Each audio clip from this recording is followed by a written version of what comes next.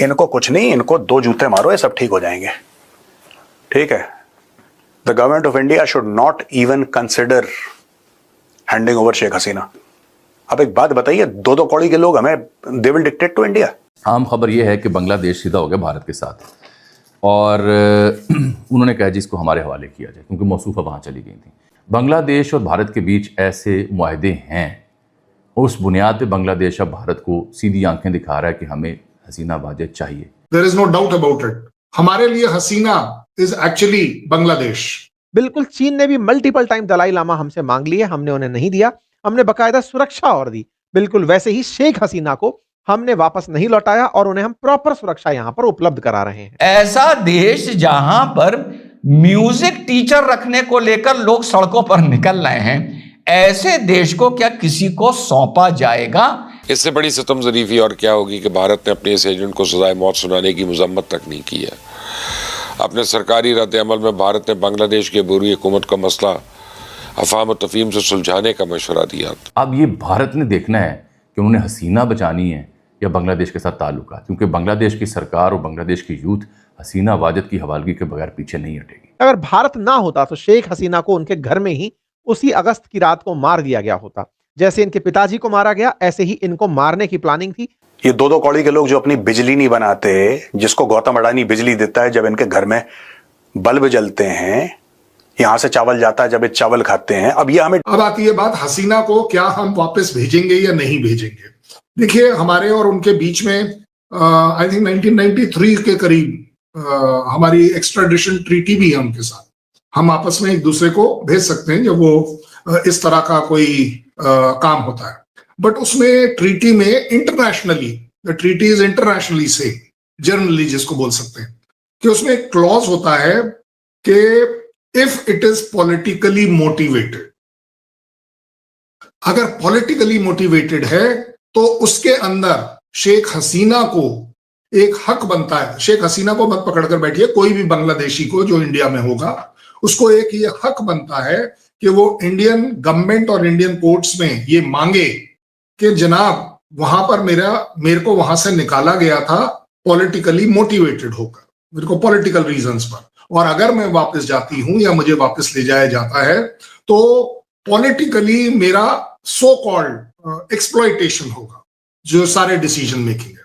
Third, और इस बात को मैं स्ट्रेंथन करता हूं, शेख हसीना को रिप्रेजेंट किसने किया उस कोर्ट में जहां उन्हें फांसी की सजा दी गई है? उसको रिप्रेजेंट, देखिए, नेचुरल जस्टिस तो करना पड़ेगा, चाहे आर्टिफिशियली सही, लेकिन करना जरूर पड़ेगा। सो उस पॉइंट ऑफ व्यू से शायद Hasina may be able to score, क्योंकि उनके पास वो 2 ऑप्शन जो निकल कर आ रहे हैं कि एक है कि चलिए जी वो सुप्रीम कोर्ट जाएंगी, वहां से जस्टिस मांगेंगी, सरेंडर करेंगी, उनको अरेस्ट किया जाएगा, जो भी कह लीजिए। As far as India is concerned, India इस बात पर कन्विंस्ड है कि यूनुस सरकार अपने आप में एक पॉपुलर सरकार नहीं है, एक डेमोक्रेटिक सरकार नहीं है। ये एक डीप स्टेट द्वारा इंस्टॉल करी गई सरकार है, जिसका कि जो भी इंटरेस्ट है कि जी उनको वो आइलैंड पर बेस नहीं दिया, ये नहीं दिया, वो नहीं दिया। सो अगर आपकी बात का मोटे मोटे तौर पर आंसर आए, if the system demands and is justified, she will go back. और वैसे भी आप देख रहे हैं, मेरे यहां तो छोड़ दीजिए, बांग्लादेश में आग लगी पड़ी है पिछले 24 घंटे में। जिस तरीके से लोग इस बात को प्रोटेस्ट कर रहे हैं, जिस तरीके से हसीना खुद कह रही है पिछले 1 सप्ताह में कि इलेक्शन करिए, मैं आ रही हूं, election should be fair and fine. उसके बाद उसके अलोंग अगर आप एक जुडिशरी सिस्टम को जस्टिफाइड तरीके से चलाएंगे तो वो जाएगा। मैं आपको, क्योंकि आप राजीव गांधी के बहुत बड़े फैन हैं, इसलिए मैं आपको समझाने की कोशिश कर रहा हूं सिमिलर एग्जांपल, कि राजीव गांधी के खिलाफ कोर्ट में केस हैं, बट दैट डजंट मीन कि वो जेल में बंद हैं। उनके केस चल रहे हैं, चाहे वो किसी भी तरह के हो, मिस अप्रोप्रिएशन ऑफ मनी है, जो गलत तरीके की जो कंपनी उन्होंने चलाई है उससे जो पैसा लिया है, वगैरह वगैरह। सो ही हैज अ राइट। मुझे लगता है शेख हसीना को बांग्लादेश में अगर किसी भी तरह की डेमोक्रेसी और जुडिशरी सुप्रीम है तो उन्हें यह चांस जरूर मिलना चाहिए। बहरहाल शेख हसीना वाजिद को होगी सजाए मौत। जो मैंने कल आपको खबर दी थी, इंटरनेशनल क्राइम्स ट्रिब्यूनल ने 1400 अफराद के मारने का इस पर इल्ज़ाम है। जब तलबा तहरीक पिछले साल में अगस्त में शुरू हुई थी। और ये यूएन के जो ट्रिब्यूनल था उसकी खबर थी कि 1400 अफराद मारे हैं इसने। और ये जो इसको फिर इंसानियत के ख़िलाफ़ जराइम का मुर्तकिब करार दिया गया है, सज़ाए मौत हुई है।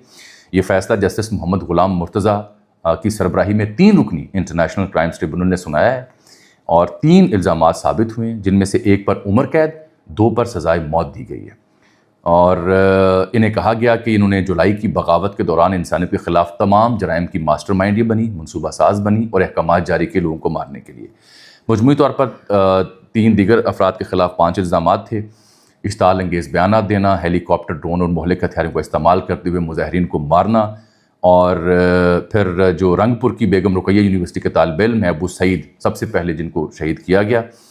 फिर 5 अगस्त को ढाका के एक पुल में कानून नाफिज करने वाले अहलकारों ने 6 अफराद को गोली मारी, उसका ऑर्डर देना और दीगर तफसीलात इसमें लिखी हुई। लेकिन अहम खबर ये नहीं है। अहम खबर ये है कि बांग्लादेश सीधा हो गया भारत के साथ और उन्होंने कहा जी इसको हमारे हवाले किया जाए, क्योंकि मौसूफ़ा वहाँ चली गई थी। जो बांग्लादेश की फॉरेन मिनिस्ट्री की स्टेटमेंट है वो पढ़ने से ताल्लुक़ रखती है। बिल्कुल ठोक बजा के वो कह रहे हैं कि इन्होंने इंसानियत की तज़लील की और जंगी जराइम का ये मुर्तकिब हुई हैं और भारत इनकी मेहमान नवाजी कर रहा है, हमारे हवाले किया जाए। बांग्लादेश और भारत के बीच ऐसे मुआहदे हैं, उस बुनियाद पे बांग्लादेश अब भारत को सीधी आंखें दिखा रहा है कि हमें हसीना वाजिद चाहिए। अब ये भारत ने देखना है कि उन्होंने हसीना बचानी है या बांग्लादेश के साथ ताल्लुकात, क्योंकि बांग्लादेश की सरकार और बांग्लादेश की यूथ हसीना वाजिद की हवालगी के बगैर पीछे नहीं हटेगी। दोस्तों यहाँ पे Bangladesh urges India to hand over Sheikh Hasina after death sentence, providing refuge would be. अब बांग्लादेश के फॉरेन मिनिस्ट्री ने बोला है कि handing over former Prime Minister fugitive accused Sheikh Hasina from India after tribunal's death sentence to the Awami League leader. In a letter, the Bangladesh ministry cited an extradition agreement with India and said it was an obligatory responsibility for New Delhi to ensure Hasina's return to Bangladesh. Providing refuge to these individuals who have been convicted of crimes against humanity by any other country would be highly unfriendly act and disregard for justice. इनको कुछ नहीं, इनको 2 जूते मारो, ये सब ठीक हो जाएंगे। ठीक है। The government of India should not even consider handing over Sheikh Hasina. अब एक बात बताइए, 2-2 कौड़ी के लोग हमें they will dictate to India. ये 2-2 कौड़ी के लोग जो अपनी बिजली नहीं बनाते, जिसको गौतम अडानी बिजली देता है जब इनके घर में बल्ब जलते हैं, यहां से चावल जाता है जब ये चावल खाते हैं, अब ये हमें डिक्टेट करेंगे। ये लोग डिक्टेट करेंगे। ये कौन है? ये बांग्लादेश मिनिस्ट्री, ये डिक्टेट करेंगे हमें। If India wants to become a superpower, India should start behaving like a superpower. और हर चीज फेयर नहीं होती जो सुपर पावर करता है। अमेरिका जो करता है हर चीज फेयर नहीं होती। चाइना जो करता है हर चीज फेयर नहीं होती। Strength counts. I would strongly urge the government of India to show strength. मैंने वो Ministry of External Affairs का statement पढ़ा and I thought it was very lukewarm. It should have been a stronger statement, right? ठोको इनको। Who the hell are these people to tell India that it will be seen as an unfriendly act? We are not friends. We are not friends. We are not equal. अब 2-2 कौड़ी के लोग India को बताएंगे क्या करना।